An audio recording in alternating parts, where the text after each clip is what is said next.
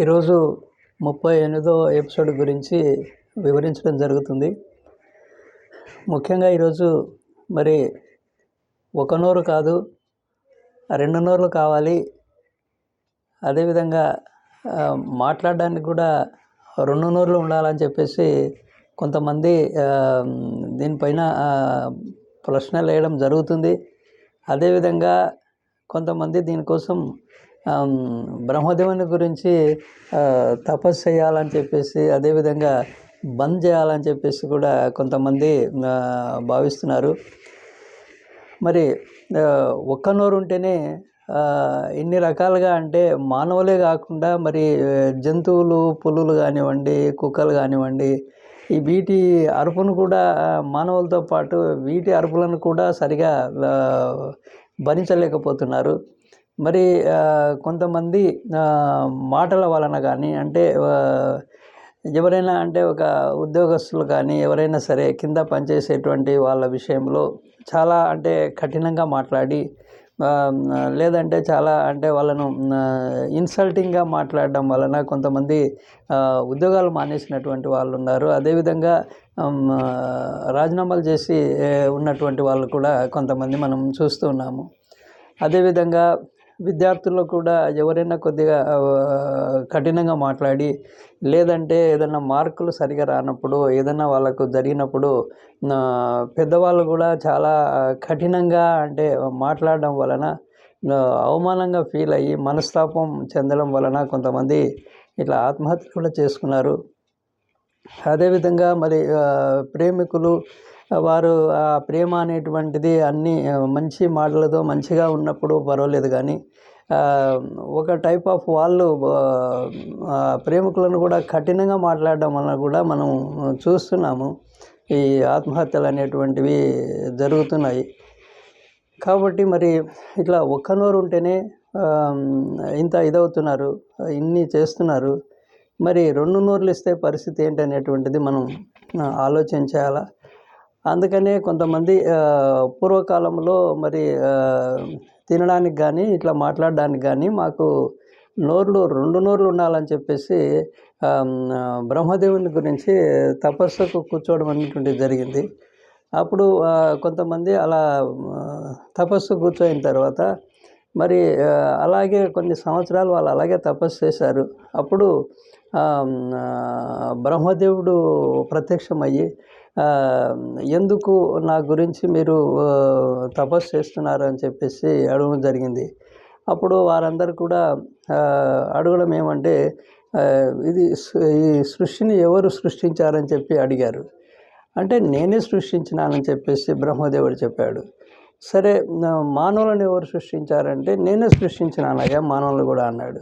మరి ఈ కండ్లు, చెవులు, కాళ్ళు ఇవన్నీ కూడా నేనే సృష్టించినాను వాటిని కూడా అన్నారు. అయ్యా బ్రహ్మదేవుడా, మరి అన్నీ 2 ఇచ్చి నోరు ఒక్కటే ఇచ్చేది అని చెప్పేసి అనడం జరిగింది. బుద్ధి లేదు మీకు బుద్ధి లేదు. ఒక్క నోరు ఇస్తేనే ఇట్లా మాట్లాడి చాలామందిని ఇది చేసి కొంతమందిని చాలా బాధ పెడుతున్నారు, తర్వాత చాలా హింసిస్తున్నారు. మరి 2 నోర్లు ఇస్తే మీరు ఇంకా ఎట్లా ఇది చేస్తారు? నాకు తెలియక కాదు మీకు ఒక్క నోరు ఇచ్చినది, తెలిసే నేను ఆలోచన చేసే ఒకటే నోరు ఇచ్చినాను అని చెప్పి బ్రహ్మదేవుడు చెప్పడం అంటే జరిగింది. అదేవిధంగా మరి ఈ ఆహార విషయంలో కూడా కొంతమంది తిండిపోతులు కూడా దీని గురించి వాళ్ళు కూడా చేసినారు. చేస్తే వాళ్ళకు కూడా అదేవిధంగా బ్రహ్మదేవుడు తపస్సు చేస్తే వాళ్ళకు కూడా ఈ రకంగానే చెప్పడం అనేది జరిగింది. సో మరి ఈ మాటలు అయితేనేమి, అదేవిధంగా మరి ఆహార విషయంలో అయితేనేమి, మరి ఆ కంట్రోల్ ఉండాలంటే ఒక్క నోరు ఉన్నందుకే ఇలా అనేటువంటిది ఉంది. ఇప్పటికే చాలామందికి, అంటే కొంతమంది అనారోగ్యకరమైనటువంటి ఆహారాలు తినడం వలన, ఆరోగ్యానికి మించి అనారోగ్యానికి సంబంధించినటువంటి ఫుడ్ ఐటమ్స్ తినడం వలన మనం చూస్తున్నాము చాలామందికి బీపీలు కానివ్వండి, షుగర్లు కానివ్వండి, అదేవిధంగా మరి కొంతమందికి హార్ట్ బీట్ కానివ్వండి, ఇవన్నీ కూడా ప్రస్తుత కాలంలో చాలా పర్సెంటేజీ మరి అనారోగ్యానికి సంబంధించినటువంటి ఆహార పదార్థాలు ఎక్కువగా తినడం వల్లనే ఈ యొక్క ఇవన్నీ కూడా వస్తున్నాయి. మరి అదేవిధంగా ఇక మాటలు కొంతమంది సున్నితమైనటువంటి మనసు కలిగినటువంటి వారు, కొంచెం కఠినంగా ఉండేటువంటి వాళ్ళు, చాలా వల్గర్గా మాట్లాడేటువంటి వాళ్ళు, బూతులు మాట్లాడేటువంటి వాళ్ళ వలన కొంతమంది ప్రజానీకము చాలా బాధపడిపోతున్నారు. వారు ఏదన్నా అనుభవించాలి అంటే కూడా, వాళ్ళు ఏదైనా అభివృద్ధి కావాలంటే కూడా అటువంటి వాళ్ళ వ్యక్తుల వలన, కఠినంగా మాట్లాడే వ్యక్తుల వలన వీళ్ళు అభివృద్ధి కాలేకపోతున్నారు. చాలామంది ఏదైనా ఆ కోరికలు ఉంటే కూడా నెరవేర్చుకోలేకపోతున్నారు. సో కొంత సమాజానికి ఈ యొక్క ఒక్క నోరు ఉండడమే మంచిదని చెప్పేసి ఆ బ్రహ్మదేవుడు ఈ యొక్క ఒక్క నోరు ఇవ్వడం జరిగింది. కాబట్టి ఇప్పటికైనా సరే ఎవరైనా అంటే మాకు కోపాలున్నాయి, ఆవేశాలున్నాయి, మేము మాట్లాడడం వలన చాలా మేము నష్టపోతున్నాము, మా అభివృద్ధి కూడా కుంటుపడుతుంది అనేటువంటి విధంగా ఎవరికైనా అలాంటిది ఏమన్నా ఉంటే, అదేవిధంగా మేము ఆహారం కంట్రోల్ చేసుకోవాలనుకుంటున్నాము, చేసుకోలేకపోతున్నాం అన్నటువంటి వారికి మరి ఈ యొక్క మనము పీపీఎల్ పద్ధతి, హిప్నోథెరపీ ద్వారా వీళ్ళలో కోపము, ఆవేశము తగ్గడానికి హిప్నోథెరపీ అనేటువంటిది బాగా పనిచేస్తుంది. అదేవిధంగా ఆహారం కానీ ఏదైనా చెడు అలవాట్లు ఉంటే కూడా తగ్గడానికి ఈ యొక్క హిప్నోథెరపీ వలన కొంత చేసుకోవచ్చు. కాబట్టి వాళ్ళు కొద్దిగా మనశ్శాంతిగా ఉండడానికి, అదేవిధంగా ఆరోగ్యంగా ఉండడానికి ఈ యొక్క హిప్నోథెరపీ కూడా బాగా పనిచేస్తుంది. అలా ఉన్నటువంటి వారు హిప్నోథెరపీ కూడా చేయించుకోవచ్చు. అందరికీ నమస్కారం. ఒకవేళ మీకు ఇంకా చాలా వస్తాయి, ఎపిసోడ్స్ అనేటువంటివి వస్తాయి.